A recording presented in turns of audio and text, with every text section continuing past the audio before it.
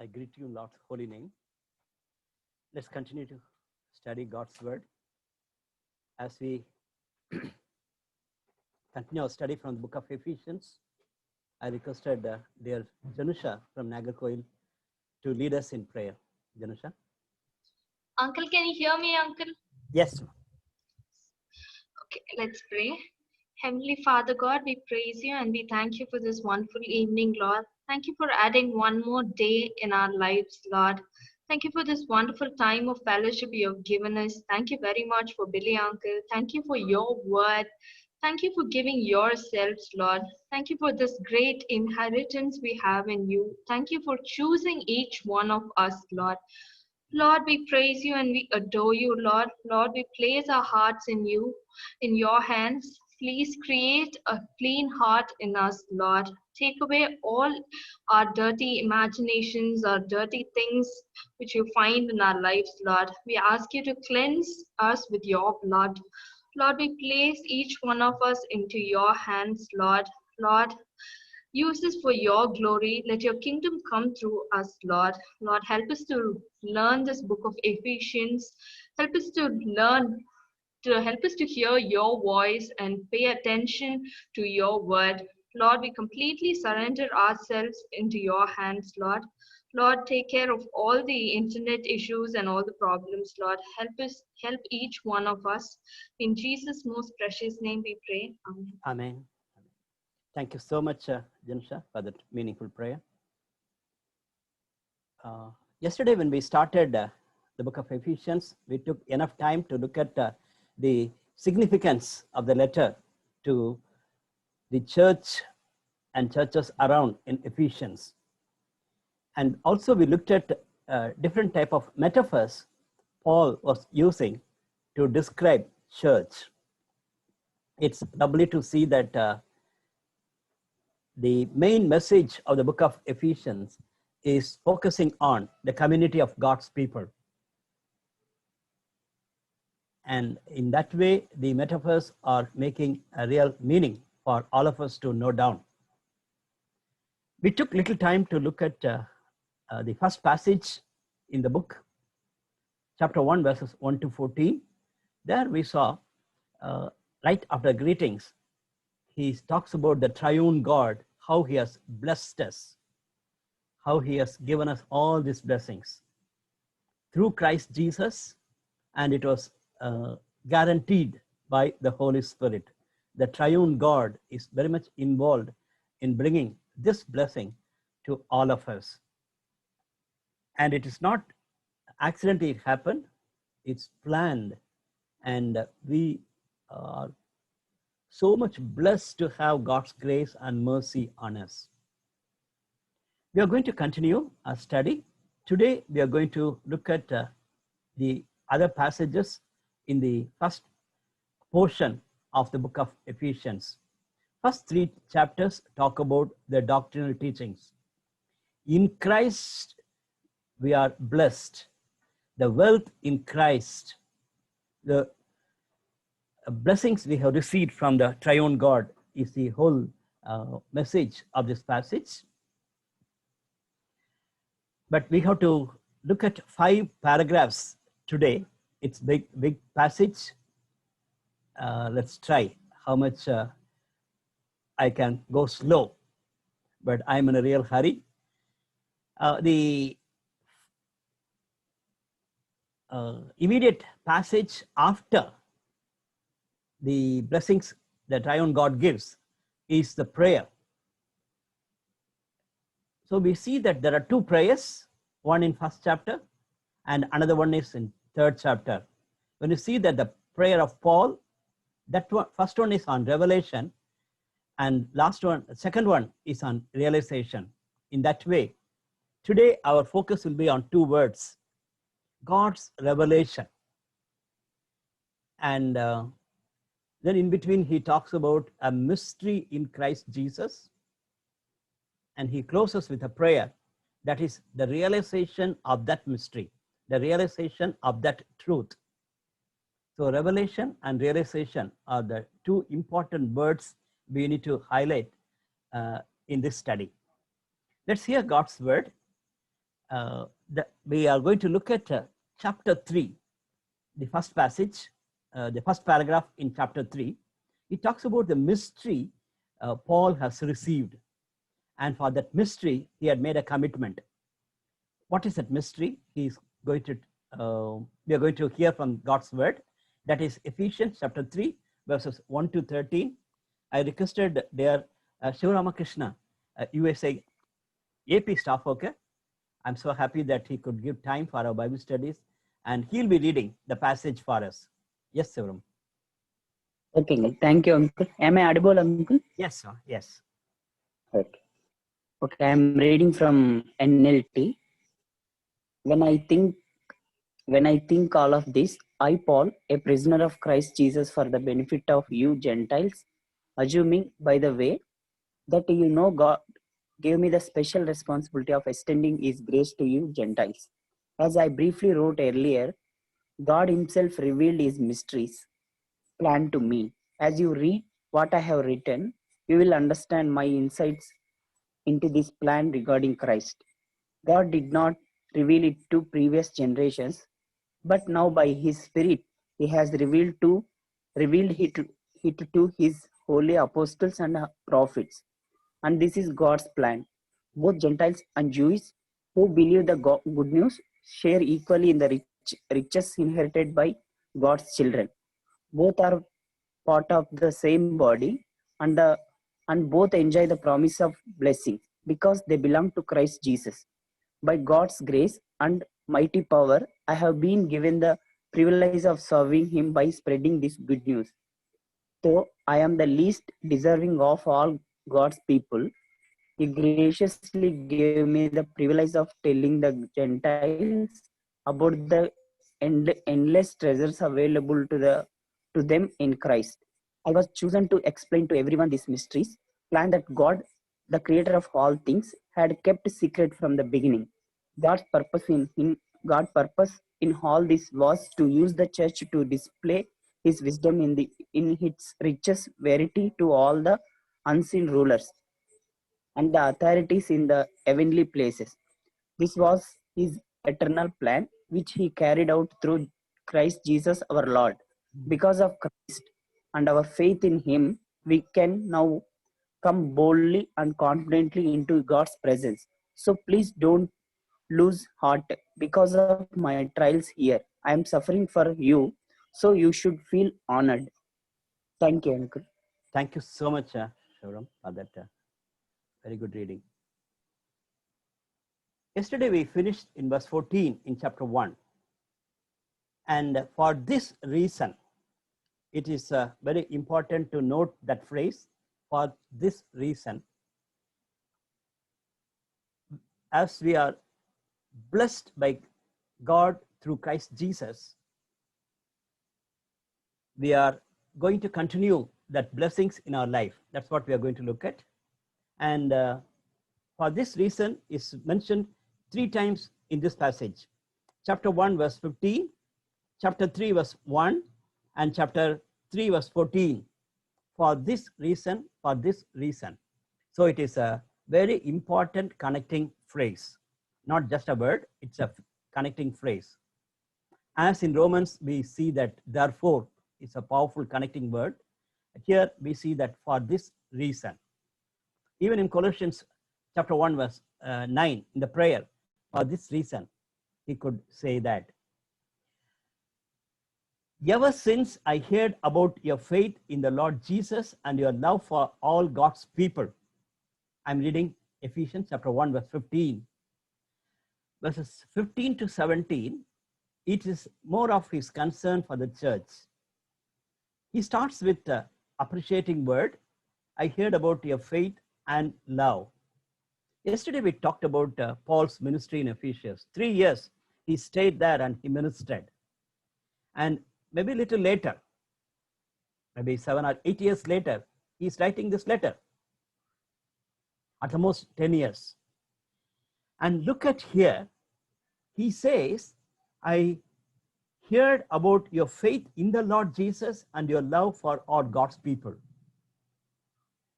That means we need to understand properly. In Colossians, he uses the same phrase just before the prayer. That we can understand, because the church was not established by him. Somebody has established the church, and he came and told Paul, and now Paul could write to Colossians saying that I heard about your faith in the Lord Jesus and your love for all God's people. But here, when he writes, why he has to write like that? Two reasons could be possible. One is the church was grown so big after he left. In 10 years' time, the church has grown so big, and now he could hear again about the people around, their faith and love. Second possibility is, as we discussed yesterday, it was written to the churches around Ephesus. Some of the people he didn't meet at all. Some of the churches were established around that area he didn't meet. So now he comes to know about their faith and love, and he talks about it. With appreciation, he says, I have not stopped giving thanks for you, remembering you in my prayers. It's a very powerful statement. We all say that I pray for you, I praise God for you, and all sorts of phrases we normally use in our phone calls or in our WhatsApp or in our messages, in our letters. Paul added one more point. I have not stopped giving. Continuously, I was thanking God for you, and continuously, I'm remembering you in my prayers. My dear brothers and sisters, we need to make note of it. Paul was a busy man, and now we also speak about it. We are very busy. We are busy with our studies, we are busy with our work, we are busy with our family, we are busy with our ministry, we are busy with our all other activities. Paul was also, in his time, equally he was busy, but he could confidently say, I have not stopped giving thanks for you, remembering you in my prayers. Then he says, I keep asking that the God of our Lord Jesus Christ, the glorious Father, may give you the spirit of wisdom and revelation so that you may know him better. Very powerful. He says the Father. In the book of Ephesians, many times we could see that word is used. And here he says, glorious Father. In John, we could read that Jesus is addressing his heavenly Father. And in many times he talked about Father. And in Paul's writing, Ephesians is a very important book where he talks about it. There could be one reason. You can see that it's very much connected with all these passages. Later he's going to say that our heavenly Father and we are all one in him. So what Jesus has done as a redemption, it's very important. But above all, God is our creator and God is our heavenly Father. And later he talks about Holy Spirit, the spirit of wisdom and revelation. And that's an enlightenment he's talking about. I pray that the eyes of your heart may be enlightened. I pray that eyes of your heart may be enlightened.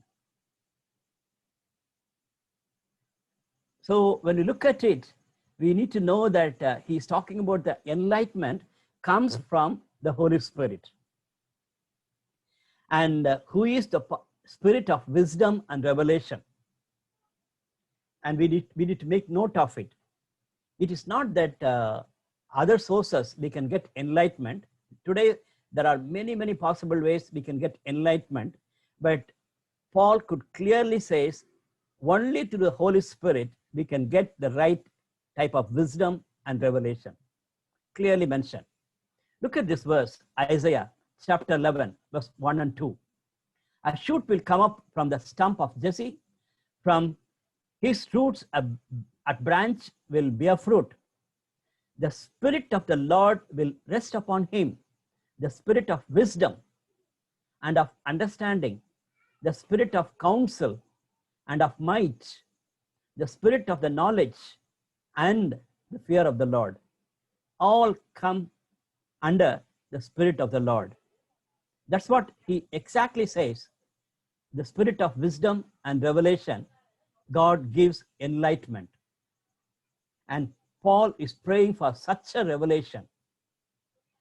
And as he has written to Corinthians, there we know that in our natural mind, we cannot understand the things of God. Only the Spirit of God can enlighten us. What does it mean? The natural man wanted to know God. He may be an atheist. He says that there is no God, and they become foolish. That's what the psalmist says. But even there, he could talk about God. And they say that there is some sort of a power is controlling, but that's not God and all. They'll be talking. And there are quite a lot of other people, they believe in pluralistic thinking. And they also have God. Understanding of God is completely different. And there are some Christians, by birth they are Christians, they also think that they also know God. So our natural mind talk about things of God one or other way. But we know as a child of God, only the Spirit can enlighten us to know God in a personal way. I'm sure that all of us who are part of this Bible study fellowship have that experience. I was a strong, self-righteous Christian boy. When the Spirit of God enlightened me, my life was changed. Otherwise, I go to church, I fast and pray, I do many things. But as if I go to a rich man to get some sort of a blessing, I went to God and prayed. As if God is somewhere there, I'm sitting here in the church and asking, pleading for his help. But when I accepted Christ, when the Spirit of God enlightened me, my relationship with God completely changed. That's our experience. That's our experience. Paul did not stop there. Paul continues. He says, I pray that the eyes of your heart may be enlightened. Here it says the eyes of the heart. It talks about the inner man. It is not just heart alone. Normally we talk about heart for our feelings, mind for our thinking. But here, when he talks about the eyes of the heart, he talks about inner being. In 3rd chapter also, we hear that, our inner being. And look at this, Warren Wiersbe beautifully says, from support of the scriptures, he says, the inner man can see, the inner man can hear, the inner man can taste, the inner man can smell, and inner man can touch. Most of the verses we know. Psalm 34:8. Taste and the Lord is good. Taste and see, the Lord is good. And in Philippians, we could see that Paul is talking about the gift he has received from the church at Philippi. He's thanking them sincerely. Then he says, I can smell it as a sacrifice. I can smell it. They have given gifts, but that gift is a smell. His inner being, his inner man can smell it. And when he was preaching to the Athens, he said, somehow people will touch and know God, touch and know God. So my dear brothers and sisters, all these words are important. See, it's not only in our eyes we can see from in our inner being.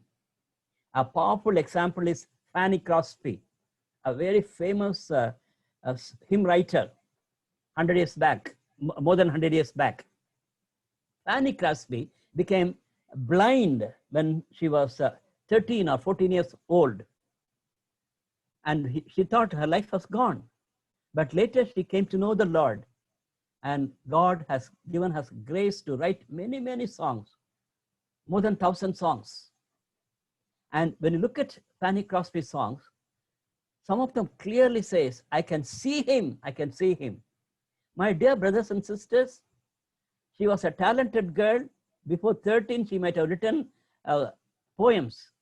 But after she became a believer, when she wrote hymns, she can clearly mention that even though I'm blind in my eyes, I can see him.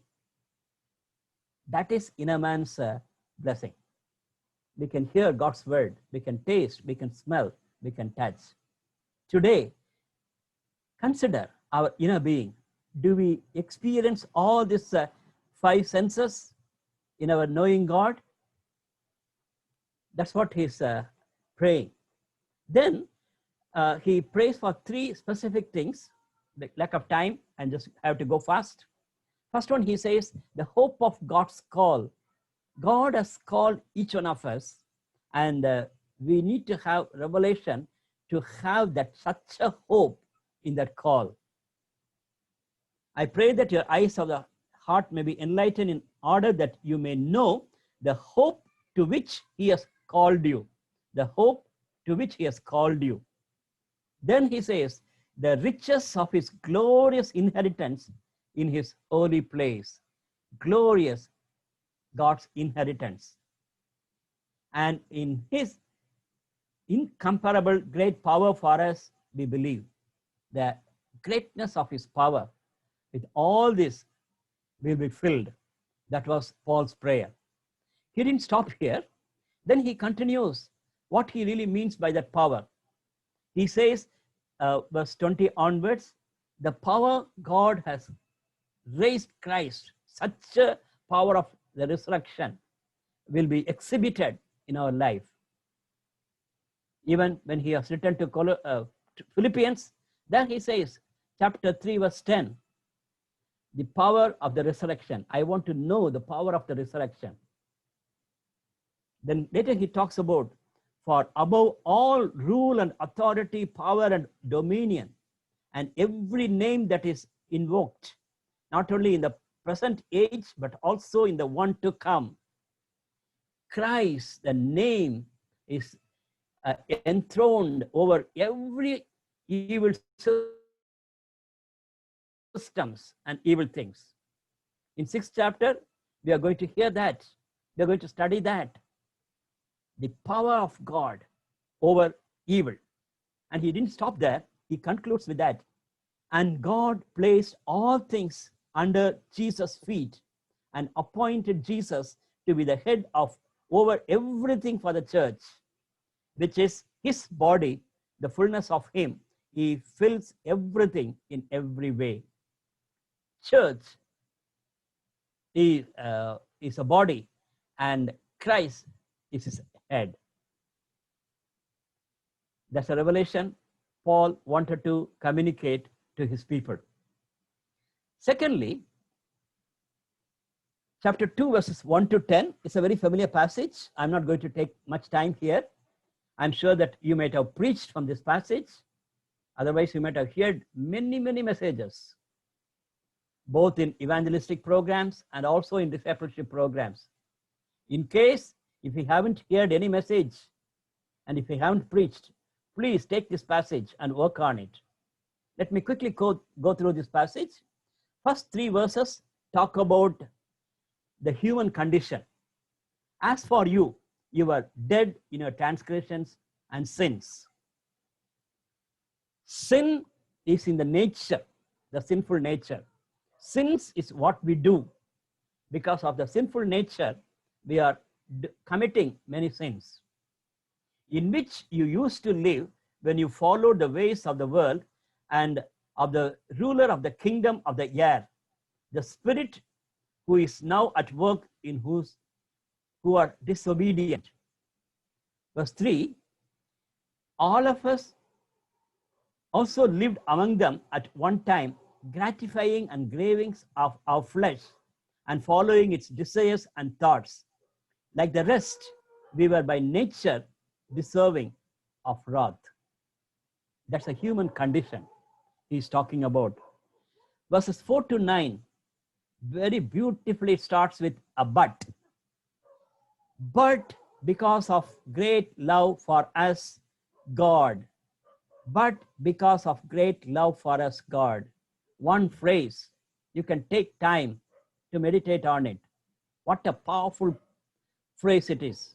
But God, because of his great love for us. Then he talks about the divine compassion. who is rich in mercy, who is rich in mercy, made us alive with Christ even when we were dead in transgressions. It is by grace you have been saved, and God raised us up with Christ and seated us with him in heavenly realms in Christ Jesus, in order that in the coming ages he might show incomparable riches of his grace expressed in his kindness to us in Christ Jesus. The word rich, the richness is coming constantly. That's what yesterday I told you. Wealth in Christ could be clearly titled for this 3 chapters. Wealth in Christ. We are rich. The rich in mercy has blessed us. And verse 8 and 9, very familiar verse. You cannot afford to miss it. I'm sure that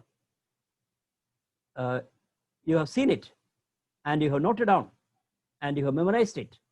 For it is by grace you have been saved through faith, and this is not from yourself, it is the gift of God. So by faith we have received the grace of God, the divine compassion we have received because of faith. And verse 10 is very important in book of Ephesians. There we see that for we are God's handiwork, created in Christ Jesus to do good works, which God prepared in advance for us to do. Lovely verse. Verse 10. In fact, it is connecting the theology of James and theology of Paul. People make confusions. They say that James is talking about good deeds and Paul is talking about faith. No, this verse is very clear. There he clearly mentions about good deeds. Who Paul is writing. Paul is saying, for we are God's handiwork, created in Christ Jesus to do God works, good works, which God prepared in advance for us to do. In that way, God is doing good work in us, and also God wants to do the good work through us. Take time to meditate these 10 verses. Third paragraph, it's very unique in Ephesians. Look at that. First 2 verses, that is 11 and 12,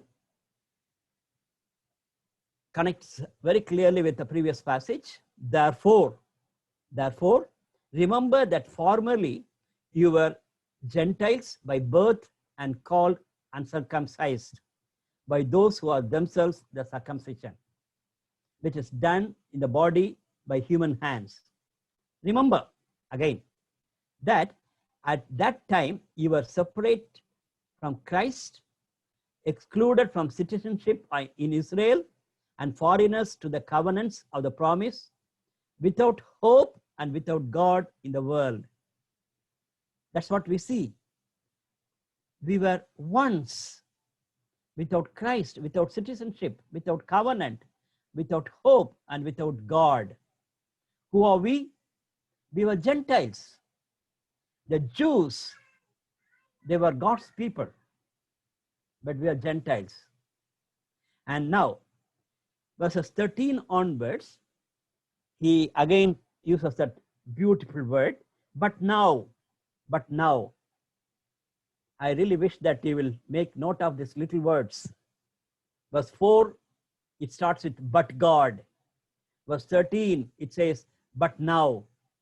In Christ Jesus, what you once were far away have been brought near by the blood of Christ. Because of the blood, you are come to Christ.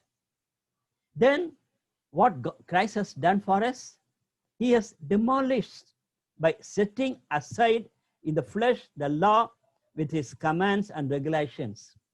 The abolition of the law. We may think that he is contradicting with Jesus, because in Matthew chapter 5, verse verse 17, we studied that Jesus said, I didn't come to abolish the law. I have come to fulfill the law. And here he is using that word abolish. We need to understand. In Matthew, when Jesus is talking, he is talking about the moral law. The moral law. Here, he is talking about the ceremonial law. You remember in Deuteronomy we studied moral law and ceremonial laws. That's what he's talking. Here he's talking about the ceremonial in the body.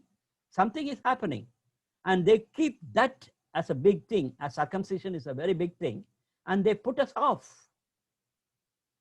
And here he says Jesus has come to abolish that law, talking about circumcision. Then comes the powerful passage, powerful verse. I want you to make note of it. I think it's the crux of the matter. He says his purpose was to create in himself one new humanity out of the two, thus making peace, and in one body to reconcile both of them to God through the cross, by which he put to death their hostility.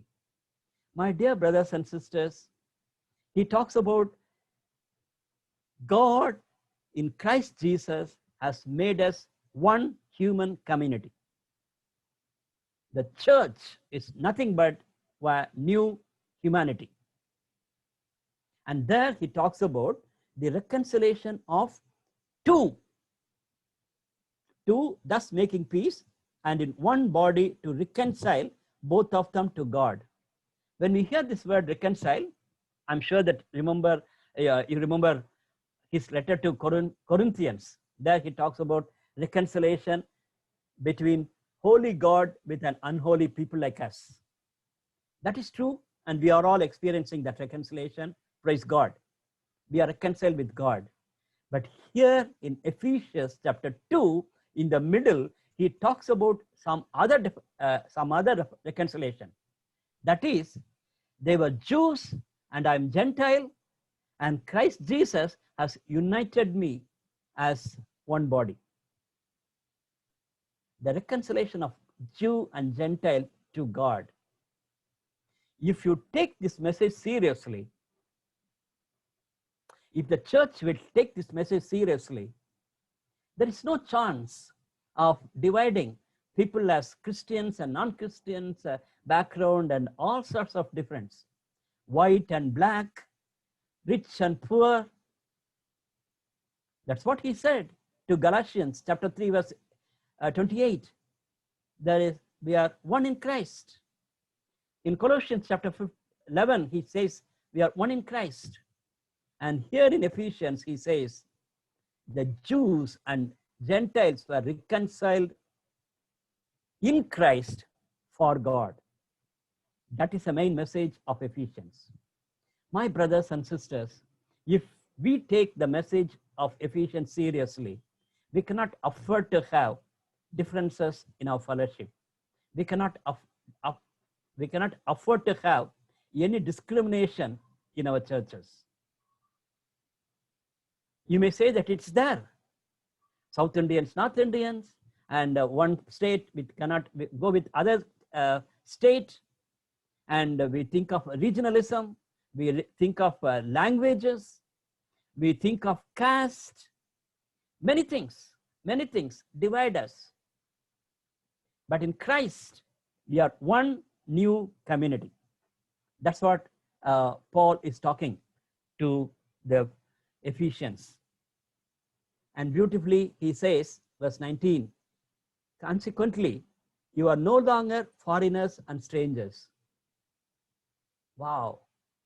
If newcomers will come to our church, if new people will come to a fellowship, and they don't feel they are foreigners, they are strangers, but fellow citizens with God's people and also members of his household. My dear brother and sister, do you take all your EU members and EGF members in that way? Forget about your church. First, let's start with our own EU and EGF. Do we have such a feeling that I'm a foreigner to this group? A Northeast friend, a brother or sister has come to South India or North India to study. Do we take him, do we take her as part of our fellowship? Maybe because of the skin or because of the language or because of other things, we put off. They feel themselves as foreigners. Same thing, a South Indian going to North India, a North Indian coming to South India, a Malayali in Tamil Nadu, and a Tamilian in Andhra Pradesh, a Telugu brother or sister who is going to different parts of the country. Are we keeping them as foreigners and strangers, or are we keeping them as fellow citizens of God's people and members of one household? You may say that Paul is talking about household of God's family. It is true, but if it is not reflected in our church, if it is not reflected in our own community of our God's people, that will become only theory. And closing with a nice passage, he says, in Christ, the whole building is joined together and rises to become a holy temple in the Lord. And in him, you two were being built together to become a dwelling in which God lives by his Spirit. Yesterday itself, we saw that. The church is God's temple. It is not just a building. It is we are being built in that building. I'm one brick and you are one brick. Like that, we are being built as a temple. That's what exactly he is talking about. And the chief cornerstone is Christ. Look at verse 20. With Christ Jesus himself as a chief cornerstone. With Jesus as a chief cornerstone, we are all building a building to become the temple of God. What a beautiful imagery, beautiful metaphor. I only wish and pray that all of us will be excited about such a community. We need to be excited about it. Then only our fellowship, our church will be a vibrant church and a vibrant fellowship. Let me go into the another important passage, very unique to Ephesians. That's about the mystery. Normally, when we talk about mystery, we talk about secret things, something very secret. That's a connotation we give for that word. In Greek, that connotation, that part is there, secretness is there, but it is a different connotation. We need to understand that. That means it is a truth which was hidden and now it is revealed. Look at that. It's not a secret. It's a truth. It was hidden so far. Now it is revealed to us. So my brothers and sisters, we have to be careful. In these days, the word secret is used for cult groups. Many of the cult groups are becoming secret sects. At any point of time, you cannot be part of any Christian group which is a closed community, as secluded community. We all know that USA has a distinctive saying that USA is not a cult. We are very open, very transparent. We are not church and we are not against church. At the same time, we are not a cult group. But there are many, many cult groups. You have to join with them. That's very dangerous.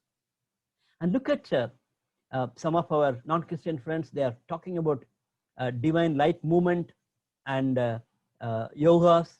That they will say that we will give a secret phrase, secret word. You have to work on it, especially the powerful divine light movement. Give such a thought. Keep it secret. And if you'll ask them, they will say that Paul also was telling like that. But their understanding of secret is completely different. Look at now verse 3. That is the mystery made known to me by revelation, as I have already written briefly. In reading this, you will be able to understand my insight into the mystery of Christ, which was not made known to people in other generations.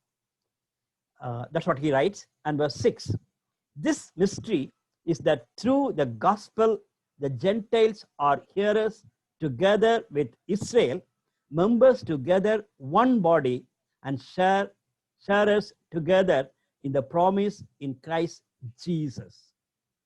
In English, verse 6 is so powerful. Very simple. The mystery of Christ is complete union of Jews and Gentiles with each other through the union of both with Christ. Christ is a factor who is connecting both Jews and Gentiles. Even now, when we say that we know Christ personally, we need to agree with this. The mystery which was revealed to Paul is saying that we are all united together in Christ Jesus as a believer. I cannot afford to have any discrimination in our fellowship. If so, my understanding of Christ is questionable. That's the way it says. That's what we saw in the previous passage in chapter 2, verse 14 to 22. That's the exact reason I'm saying these two paragraphs are very unique to Ephesians. When you are excited with Ephesians, you cannot afford the core message. That is, we are united together in Christ Jesus, not only as a sinner with a holy God, as sinners together as a community of God's people, as a new community. Please make note of it. And now he goes to the other passage. He says he has a ministry to do it. I wish that all of us who are excited to study the book of Ephesians will take this ministry. He says, I became a servant of this gospel by the gift of God's grace given me through the working of his power. Although I am less than least of all God's people, this grace was given me. You remember first chapter, first verse, grace is mentioned. Here it's saying grace for serving. We need, all of us need grace to serve. And here says, this grace was given me to preach to the Gentiles the boundless, again, riches of Christ, riches of Christ. So I have a tremendous responsibility to preach the gospel to the Gentiles. Then, verse 9, he says, and to make plain to everyone. Who are this everyone? Not only Gentiles, even Jews. Every believer, every Christian should know that. Verse 8 and verse 9 are different. At least there are three differences we can note down. One is Gentiles, and this is for everybody. And first one is about Gospels. Here he says, everyone administration of this mystery. It is not only the Gospel, it is about this mystery which we have just now referred. For ages past it was hidden, and who have created all things. Then he says, this is for the whole cosmic powers. It is the God's wisdom is revealed above every humankind. Wisdoms. Here I want to make an observation. Now people talk about one world, one currency for the whole world. It's a great idea. And now in India we talk about one nation, one language. And BSNL proudly says we are one, we are connected with one. All sorts of oneness are talked in different ways. Thank God that earlier days for BSNL, if I have to make a call to other states, I have to pay extra. Now we are one. Great. And country is talking about one language and one. My brothers and sisters, this understanding of oneness is completely different than Paul's teaching in Ephesians chapter 3, verses 9 to 14. And 7 to 13. Keep that in mind.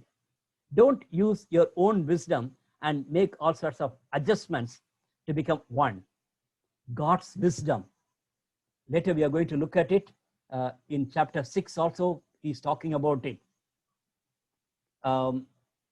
His intent was that now through the church, the manifold wisdom of God should be made known to the rulers and authorities in heavenly realms according to his eternal purpose. My dear brothers and sisters, the church has a message. You have a message to pass it on. What we are talking about oneness, what we are talking about the power of God above every cosmetic powers. Even to Colossians, he writes the same thing. And pray for us too, that God may open a door for our message, so that we may proclaim the mystery of Christ, for which I'm in chains. If he is a very good Jewish Christian, he won't be in jail. Many of the persecution, Paul would have missed it, because he said, the mystery I have received, that Gentiles also have to be part of Jews in the church. He got beatings and he was put in jail. And that's what he says, even in the last sentence in Ephesians chapter 3, verse 13. I ask you, therefore, not to be discouraged, and because of my sufferings for you, which are your glory. I'm suffering. My brothers and sisters, you are Gentiles, I'm suffering for you. But just don't be discouraged. I'm facing it, it's for a glory. So, my dear friends, if you take the gospel seriously, if you preach the gospel to others, you will be persecuted. And if we'll talk about oneness, one family, and united in our family, you will have problems, challenges. That's what Paul could write in these passages. Let me finish. The fifth point is prayer for realization. I told you that this passage also starts with the same phrase, for this reason.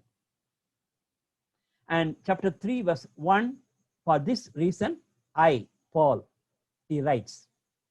And chapter 3, verse 14, for this reason, I kneel down and pray. For which reason? Exactly the core message of Ephesians. That is Ephesians chapter 2, verses 14 to 22. Two of us are reconciled in Christ for God's glory. That is a mystery. I have received it. Now, he wanted to pray for the realization of that mystery. Even here also the same word is used, mystery is used. So very well connected, very well connected. You are a new believer because of God's grace, chapter 2, verse 8, and God has created you to do good works, praise God. Therefore, remember that we are part of one family. Why? It's a mystery of Christ. Now, Paul is praying for that realization. Let me close. The context of the prayer is clearly mentioned. For this reason, I kneel before the Father. Again, the word Father is coming. Kneel, an important word. Posture. Is it important? I don't know. Many of you may not agree with me, because most of us have a habit of sitting or lying down and praying. Many of us will lie down and pray, and some of us will sit and pray. Very rarely people will kneel and pray. You say that it's not needed because God is not looking at whether you are lying down or sitting or kneeling. But God looked at Daniel when he prayed, when he knelt and prayed. Daniel chapter 6, verse 10. Posture is not important, but your humility should be important. So you may not kneel, it's okay, but remember whether prayer is your soul's sincere desire. That's what I mentioned, a quote in the last line. Prayer is soul's sincere desire, uttered and unexpressed. And when you feel the agony, when you feel the pressure on you, kneeling down or sitting down, no matter, you can just even pour out yourself in prayer. But my brothers and sisters, Paul knelt before the Father, from whom every family in heaven on earth derives its name. Look at that. He may be a Jew, he may be a Gentile, but every family in heaven and on earth derives his name. He talks about that unity. Then it's going. I pray that out of this glorious riches, again that word riches, he may strengthen you with power through his Spirit in your inner being. Again, inner being. So that Christ may dwell in your hearts through faith.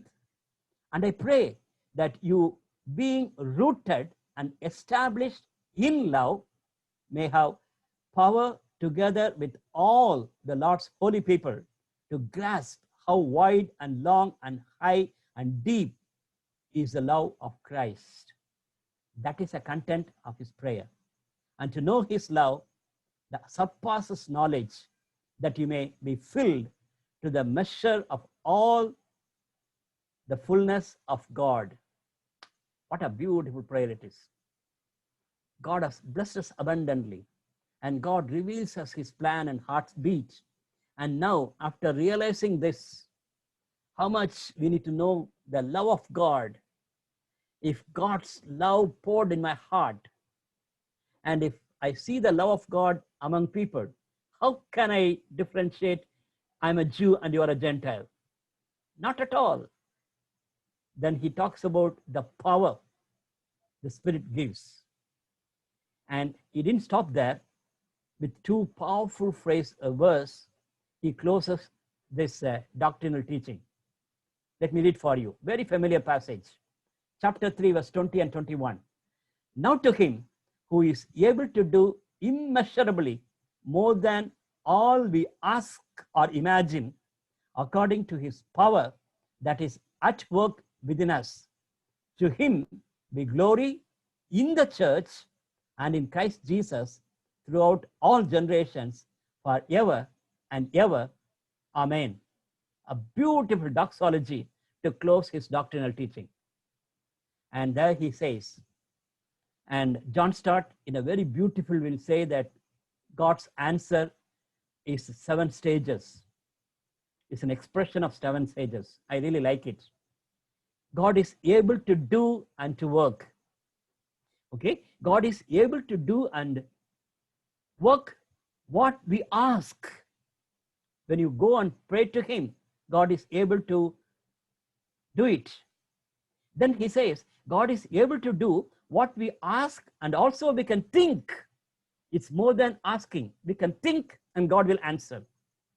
God is able to do all that we ask and think. Not only few, all. First John chapter 5, we remember about the great confidence we have in prayer. He is able to do more than, beyond, that's a word used. Even he says, he is able to do much more abundantly. But ultimately, it says, he is able to do he is able to do very much more, far more abundantly. In NIV, it is used as immeasurably more, immeasurably more. What a great God we have. My brothers and sisters, when you pour out in prayer, don't think of your words. Think of your heart, the cry. God will answer. Let me close with these 3 questions for you to reflect. How much I'm enlightened in my inner being. How much I'm enlightened in my inner being. What are the differences I could see in my past life and in my present life? I became a child of God. In chapter 2, he says, in the past you are like that, in present you are like this. Can I see some differences? Third one, I already told you, we are one in Christ. Is it a theology? Is it a theory, or is it a practice in my community living? Let's pray together. Father, we thank you for Paul's writing to this Ephesians church. As we look at the core message, we are so much disturbed. Lord, it is really deep in our understanding. Lord, we are struggling hard. We talk about God's reconciliation with us. We are thanking God. But reconciling with one another, we are finding it extremely difficult. Even today, as you have challenged us with these two prayers and with these two thoughts, revelation and realization, help me and help us to put it in practice right from now. Thank you for hearing us. Continue to minister to us. In Jesus' precious name, we humbly pray. Amen.